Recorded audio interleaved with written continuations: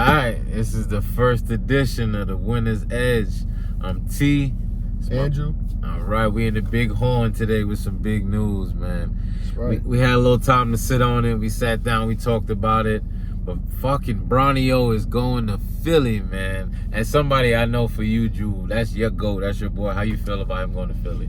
I mean, it hurts as a Laker fan to see him go, but I think even with the team that the Lakers have right now, Bron would be the perfect fit over there, but I know for him and what he's looking for, it's not the right fit, and the Lakers want to move forward with Luka, and LeBron wants to go win a ring, and what better spot to do it in a place with 4 all-star or all-star caliber players? Sure. Brown, Maxey, Embiid, and the Edgecombe, an up-and-coming guy, playoff performer, and I think it's a great fit for him, and they'll definitely.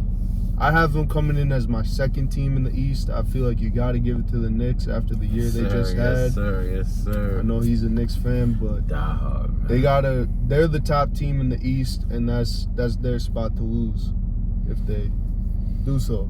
I definitely hear you on that. My thing is that you called it. You know, we talk constantly every day, damn man. You called it a couple of days ago. You actually said, well, like last week you was called it. And I think from one aspect, I could be overthinking it. I think he's going at it from a perspective as I think Philly is going to allow him to get some type of ownership in the team. I don't believe that LA, Miami, none of them would have did that. And I think LeBron business mind, I think that's one of the reasons why he chose to go to Philly, in my opinion. Some people I know, my New Yorkers, I'm still riding the fucking high from the championship.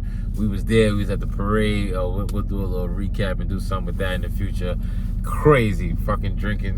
What we was drinking? Screwballs and 4:45 in the morning. Fucking trying to wait to get into the parade, but that's something else. We'll get into that. But yeah, I'm still riding the high, so I don't really think I'm not too crazy thinking I can't believe he's done that. Some people are butthurt, but it's different, man. It's different. Definitely. And to piggyback off of what you said with how LeBron's a businessman, so Philly's a big city on its own. And LeBron, aside from Cleveland, I mean, he's even put Cleveland on the map and made Cleveland a big city. But he went to Miami, he went to LA, and now he's going to Philly. But on Twitter, I saw that Shams brought up a good point that he's 45 minutes away from New York City by helicopter. And he might be living in New York City. So, you know, he likes being in those big market areas. So I think that, like T was saying, makes a lot of sense for him. And as a businessman at this point in his career and trying to set up what he wants to do after basketball, I think living in New York is definitely a big part of that.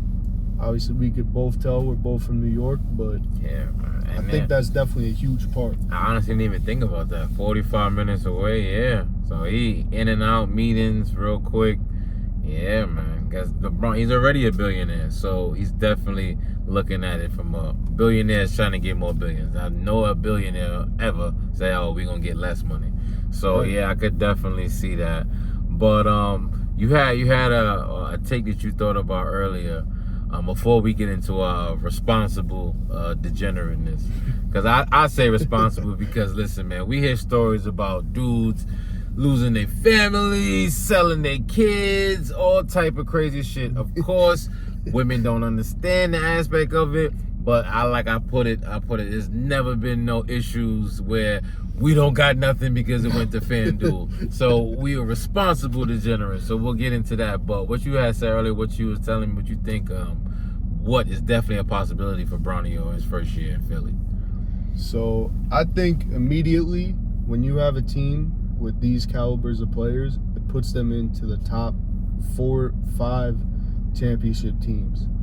I think this team could go head-to-head if healthy. Healthy is the big thing with that team. Their health has always been a concern, but this puts them in that top 4 to 5 championship caliber teams. And by doing that, it also makes two teams weaker. They had the Celtics, who gave their best player, and this is a hot take, I think it's not even hot. Jaylen Brown was the best player in Boston. Finals MVP, clearly. I think he was the best player in Boston, and they gave up their best player for Paul George. So you had a team in the 76ers that... Percocet Pete. Way off, P. And they had a team where they lost Paul George, and basically from that game, Jaylen Brown and LeBron James. And you got to think of that way and think, wow, they killed two birds with one stone. They made the Celtics weaker, and they got twice as strong. And you could argue that LeBron's old, but he admitted it.